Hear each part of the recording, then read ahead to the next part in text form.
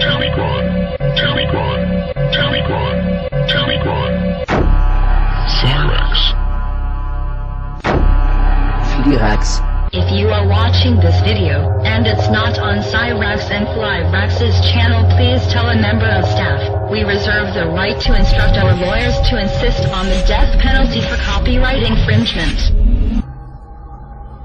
The next step after the Vril flying saucers was the Honeyboo series of craft. By 1939 the SS had produced the RFC-5, which it called the Honeyboo 1. In August 1939, the machine made its maiden flight, and proved its viability. The early Honeyboo 1 craft, of which 2 prototypes were constructed, were 25 meters in diameter, had a crew of 8, and could achieve the incredible initial velocity of 4,800 kilometers, but at low altitude, further enhancement enabled the machine to reach 17,000 kilometers. Flight endurance was 18 hours. To resist the incredible temperatures of these velocities, a special armor called Victolan was pioneered, specifically for both the Honeyboo and Vril series of disc craft.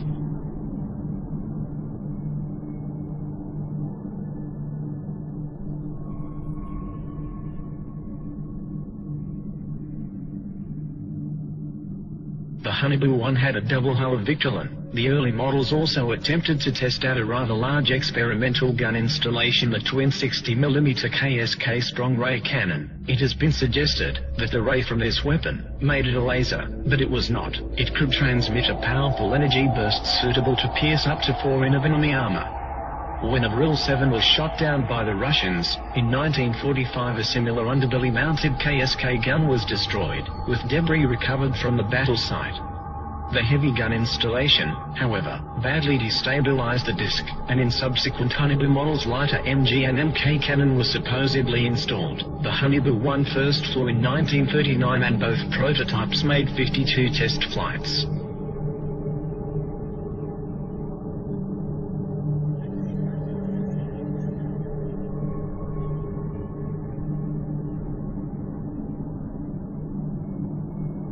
In 1942, the enlarged Honeyboo 2, which was 26 meters diameter, was ready for flight testing.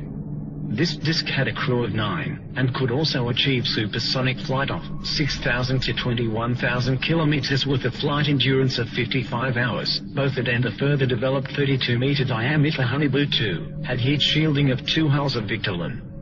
The craft were constructed and tested between 1943 to 44.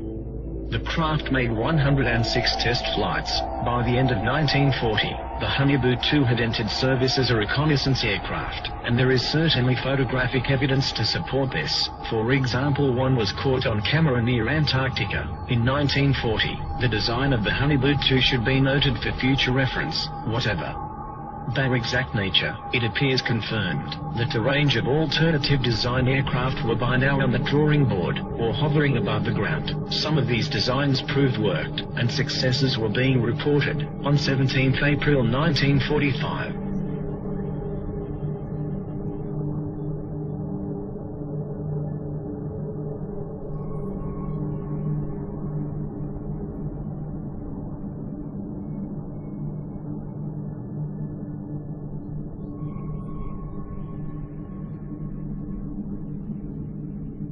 by 1944, the perfected war model, the Honeyboo 3, was tested.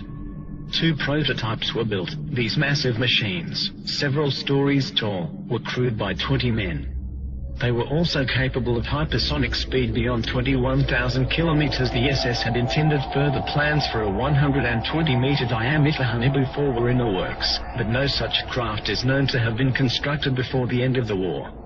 However, these new technologies were coming online too late, for the war was already being lost and won. Within months the Allies and Russians had poured into Central Europe. Hitler was thought dead and the war apparently over, and as soon as the war was over, ghost rockets started appearing over Scandinavia, and within 2 years flying saucers were being reported wholesale over mainland United States. It was no coincidence.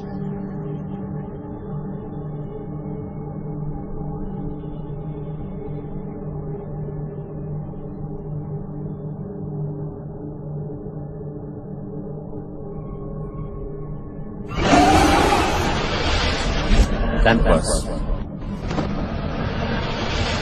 Campus. Campus. Campus.